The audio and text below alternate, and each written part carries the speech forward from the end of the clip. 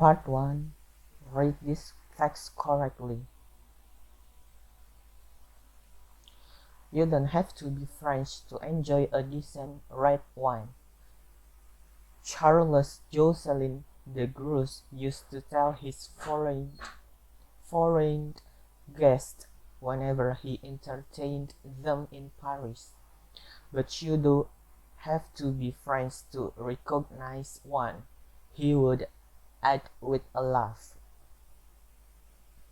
After a lifetime in the French diplomatic corps, the Count de Grosse lived with his wife in an elegant town house on Quai Voltaire.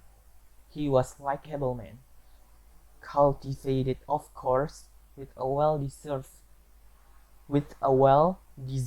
reputation as a generous host and an amusing raconteur.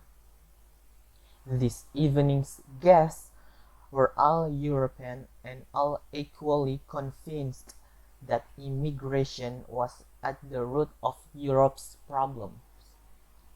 Charles de Grosse said nothing. He had always concealed his contempt for such ideas, and in any case he had never much cared for this particular guest. The first of the red Bordeaux was being served with the veal, and one of the guests turned to the Grosse. Come on, Charles, it's simple arithmetic, nothing to do with race or color. You must have had bags of experience of this sort of thing. What you say? Yes, General Bags. Part 2. Read this word correctly. A pen, a postcard, a pencil, a passport, a pin, a passenger, a peer, a policeman, Peter, a newspaper, Poppy, a pepper pot, Paris, a spoon, empty, helpful, stop talking, upstairs, plate, brushed, weighed, cleaned, laughed, paint, snowed, pushed, showed, closed, watched, want, filled, danced, landed, studied, walked, depart. Part 3. Read and compare between two words. Pin, bin, pan, ban, peer, beer, cab, pub, poppy, bobby, door,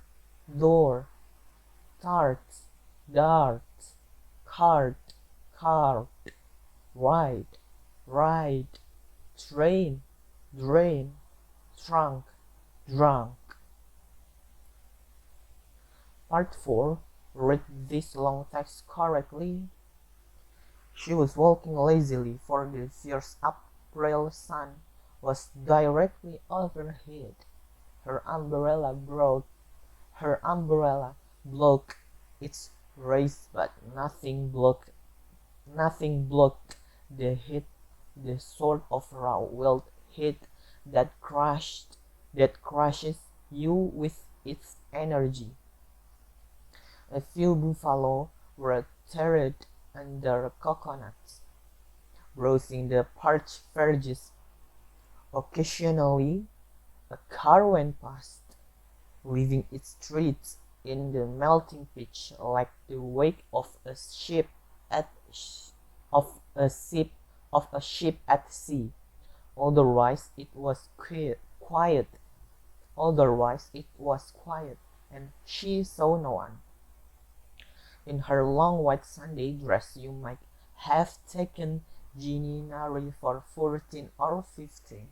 In fact, She was 12, a happy, uncomplicated child with a nature as open as the red hibiscus that decorated her black, waist-length hair. Generations earlier, her family had come to Trinidad from India as overseers on the sugar plantation. On the sugar plantations, her father had had some success through buying and clearing land around Rio Cristalino and planting it with coffee. On the dusty verge 20 yards ahead of Eugenie a car pulled up. She had noticed it cruised by once before, but she did not recognize it and could not make out the driver through its dark windows, themselves as black as its gleaming paintwork. As she walked past it, the driver's glass started to open. "Hello, Jeannie," she heard behind her. She paused and turned. A slight color rose beneath her dusky skin. Rafi Kurjani was tall and lean, and always well dressed. His black eyes and large white teeth flashed in the sunlight as he spoke. Everyone in Rio Cristalino knew Ravi. Ginny often heard her unmarried sister talk ruefully of him, of how, if only their father were alive and they still had land, one of them might marry him, and then they would squabble over who it might be and laugh at Ginny because she was too simple for any man to want. "How do you know my name, Ravi?" she asked with a thrill. "How do you know me? How do you know mine?" "Everyone knows your name. You're Mr. Kurjani's son. You're Mr. Kurjani's son, right? And where you going, Jimmy?" He hesitated and looked down at the ground again. "To chapel." "To chapel," she said with a faint smile. "But Ginny, good Hindus go to the temple." His rich cultured voice was gently mocking as he added with a laugh. "Or maybe the temple pandits aren't your taste in color." She blushed, and more deeply at the reference to Father Oliver. She did not know how to reply. It was true that she liked the young French priest, with his funny accent and blue eyes, but she had been going to the Catholic chapel for months before he arrived.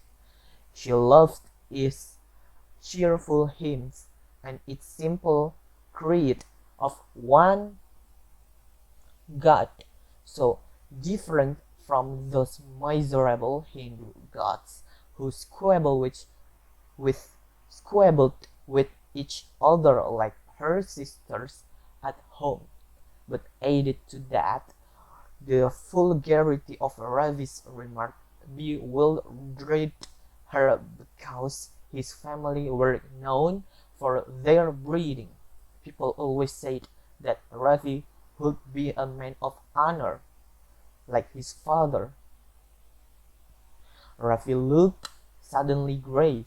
His dark skin seemed even darker. It might be that he regretted his word. Possibly he saw the confusion in Ginny's white-brown eyes. In any case, he did not wait for an answer. "Can I offer you a lift to chapel in my 21st birthday present?" he asked. Putting his sunglasses back on, he noticed how thick their frames were. Real gold, she thought, like the big fat watch on his wrist. "It's a Mercedes from Papa. Do you like it?" he added nonchalantly. From the shade of her umbrella Jenny peered up at a small lone cloud that hung motionless above them. The sun was beating down mercilessly, and there was an arch in the air and an overpowering sense of growth. With a handkerchief she wiped the sweat from her forehead. Ravi gave a tap at his collar. "It's air-conditioned, Ginny, and you won't be late for cattle," he continued, reading her mind. But cattle must have been the last thing on Ravi's mind when Ginny, after a moment's hesitation, "Except he's over," for he drove her instead to a quiet sugar field upside down, and there with the Mercedes concealed among the sugar canes, he introduced himself into her. Ginny was in a daze. Young as she was, she barely understood what was happening to her. The beat of calypso filled her ears, and the sugar canes towered over her as the cold draught from the air conditioner played against her knees. Afterwards, clutching the ragged flower that had been torn from her hair, she lay among the tall, sweet-smelling canes and sobbed until the brief tropical twilight turned to starry night. But she told no one, not even Father Oliver. 2 weeks later, the little market town of Rio Cristalino was alive with gossip. Ravi Kirjani had been promised the hand of Sunita Morpalani. Like the Kirjanis, the Morpalanis were an established, an Indian family, one of wealthiest in the Caribbean. But while the Kirjanis were diplomats, the Morpalanis were a commercial family. They had made their fortune in retailing long before the collapse in oil prices had emptied their customers' pockets, and how Morpalani stores were scattered throughout Trinidad and some other island. Prudently, they had diversified into banking and insurance, and as a result, their influence was felt at the highest level. It was benevolent influence, of course never abused, for people always said the Morpalanis were a respectable family and well above reproach. They had houses in Port of Spain, Tobago, and Barbados, as well as in England and India, but their main residence was a magnificent, sprawling colonial-style mansion just to the north of Rio Cristalino. The arranged marriage would be the social event of the following year. When Ginny heard of Ravi's engagement, the loathing she had conceived for him grew into a sort of numb hatred. She was soon haunted by a longing to repay that heartless, arrogant brute. She would give anything to humiliate him, to see that leering, conceited grin wiped from his face, but outwardly she was unmoved. On weekdays she went to school, and on Sundays she went still to Father Olivier's afternoon service. "Girl, you sure does have a lot to confess to that Widdy," her mother would say to her each time she came home she came home late from chapel. "He's not a Widdy, he is a man of God." "That's as maybe, child, but don't forget he does be a man first." The month passed, and she did not see Ravi again. And then it rained. All through August the rain hardly stopped.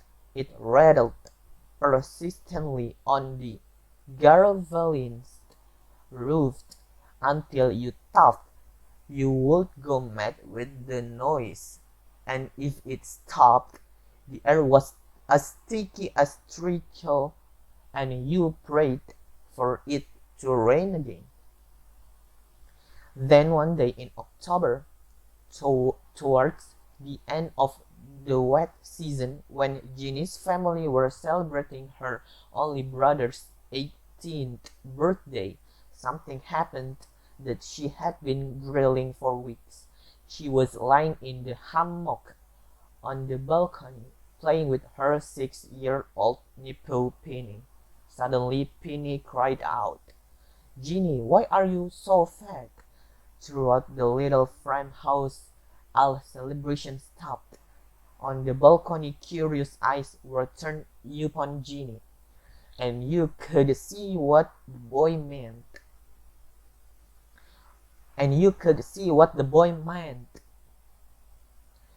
"Gods have mercy on you, Virginia. Watch the shape of your belly," cried Mrs. Nery, exploding with indignation and pulling her daughter indoors, away from the prying neighbor's ears. Her voice was loud and hard, and there was a blackness in her eyes like the blackness of the skies before thunder. How could she have been so blind? She cursed herself for it, and harsh questions burst from her lips. "And